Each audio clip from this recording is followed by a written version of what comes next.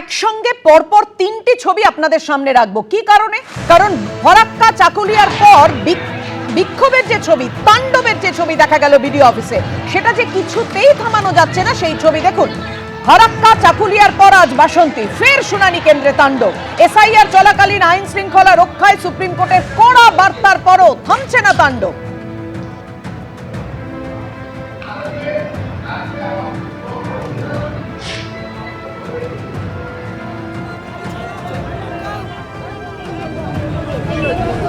বাসন্তীতে SIR শুনানি কেন্দ্রে এভাবেই চলে তুলকালাম। নথি জমার পর রিসিপ্ট না দেওয়ার অভিযোগ।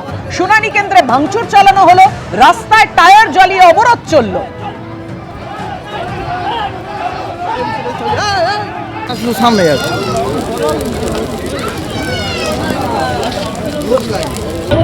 দেখছেন রাস্তায় টায়ার জ্বালিয়ে কিভাবে অবরোধ করছেন স্থানীয় মানুষজন, যারা এসআইআর শুনানিতে এসে হয়রানির মধ্যে পড়েছেন বলে অভিযোগ করছেন। কিন্তু গতকাল আপনারা জানেন, কড়া নির্দেশ দিয়েছিল সর্বোচ্চ আদালত। পর্যাপ্ত কর্মী ও পুলিশ মোতায়েনের বিষয়টি নিশ্চিত করতে হবে ডিএমদের, ডিজিপিকেও নিশ্চিত করতে হবে যে কোথাও যেন আইন শৃঙ্খলার পরিস্থিতির অবনতি না হয়। তারপরেও আজকে এই ছবি।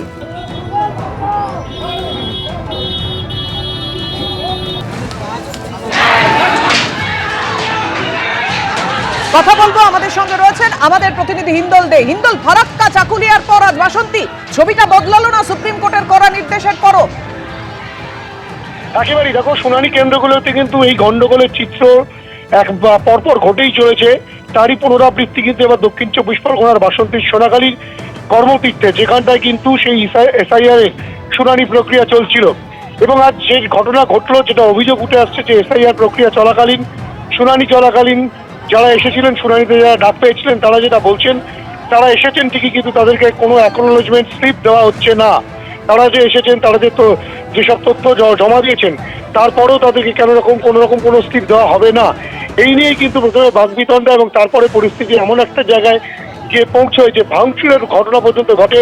তুমি দেখতেই পাচ্ছ যে চেয়ার টেবিল বিভিন্ন দিকে ভেঙে চলে ভাঙাচোরা অবস্থায় পড়ে রয়েছে এবং রীতিমতো উত্তপ্ত পরিস্থিতি তৈরি হয়। যারা আধিকারিক ছিল তাদের সঙ্গে ধস্তাধস্তির পরিস্থিতি তৈরি হয় এবং এক প্রকার টায়ার জ্বালিয়ে বিক্ষোভ প্রদর্শন পর্যন্ত করেন এসআইআর এ যারা ডাক পেয়েছিলেন, শুনানিতে যারা ডাক পেয়েছিলেন তারা।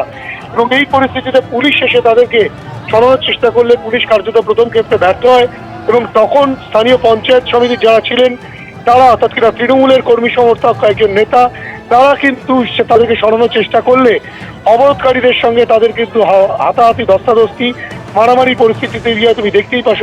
কিন্তু কেন এই পরিস্থিতি এতটা উত্তপ্ত হয়ে উঠলো, কি বলছেন স্থানীয় বাসিন্দাদের একাংশ যারা এই শুনানিতে এসেছিলেন? দেখুন, 10টা নাম এসছে, এসটি কোটার নাম 10টা বাদ এসছে। একদম ধরে ধরে মুসলিম সংখ্যাগরিষ্ঠ এরিয়াগুলো সেইগুলো ধরে ধরে এনআরসি করে পরিষ্কার করে তাদের মানে পরিষ্কারভাবে তাদের ডাকা হচ্ছে। এবার পরে ওরা বাদ চলে যাবে, ওরা এনআরসির খাতায় যাবে, কি ওদের পরে নামগুলো বাদ চলে যাবে। বিভিন্ন রকম একটা অসহযোগিতা, একটা মানে সাম্প্রদায়িকের উপরে নির্মমভাবে অত্যাচার চালিয়ে যাচ্ছে, যেটা কেন্দ্রের যেটা বিজেপি সরকার যেভাবে চালিয়ে যাচ্ছে, সেটা তারা আমরা ধিক্কার জানাই, নিন্দা জানাই। এবিপি আনন্দ, এগিয়ে থাকে, এগিয়ে রাখে।